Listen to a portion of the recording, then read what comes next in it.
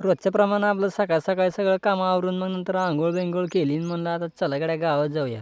शनिवार होता म्हणलं देवाचं दर्शन पण होईनाच. मग तिथं पुढे गेलं की अनिकेत म्हणला कुठं चालला बाबू? म्हणलं चल भाऊ चाललो गावात यायचं का? अनिकेत म्हणला तू हो पुढं मी येतो म्हणला मागून. गावात गेलो तर बघतो तर आयला आपल्या व्हिडिओ चर्चा खूप चालली म्हणलं आयला लय मोठा माणूस पुढे गेलो म्हणलं चला आता लगेच मंदिराकडे पुढं गाडी लावली.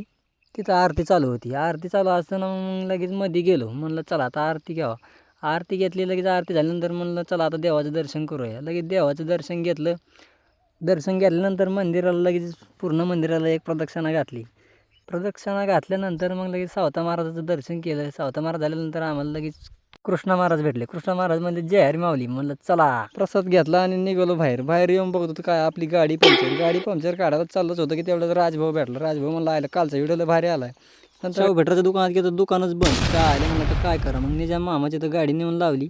त्याला मला पंक्चर काढ गाडी लावली आणि निघालो पायी रस्त्यानं गावाकडं निघालं तेवढ्यात आमचा लगेच राहतला बावळा मला रिस्टार बसा तुम्हाला गावात सोडतो म्हणून. पण काय निघालो आम्ही गावाकडे गप्पा मारीत गेलो गावात गेल्यानंतर शाहू भेटर दिसला. शाहू भेटर म्हणलं काय तात्या राव मायलं मी तुमच्या दुकानातून जाऊन आलो तिथून आणि तुमचं दुकान बंद आहे राव. ते म्हणलं अरे मला काम होतं राव म्हणून मी जरा दुकान बंद ठेवलं आज मला राहणार जायचं. मग निघालं घराकडे जाऊन बघत होतं भंगारवाल्याची गाडी आली. तेवढ्यात आईला म्हणलं आई भंगारवाल्याची गाडी आली. आई म्हणली जाऊन बस त्याच्या.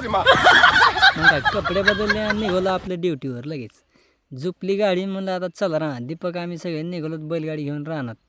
तेवढ्यात आमचा मित्र सिद्दीक भेटला. सिद्दीक आणि दीपक रस्त्यावरच मजा करायला लागले. मस्त एका मागाला धोपटायच काय लागले काय करायला लागले मस्त.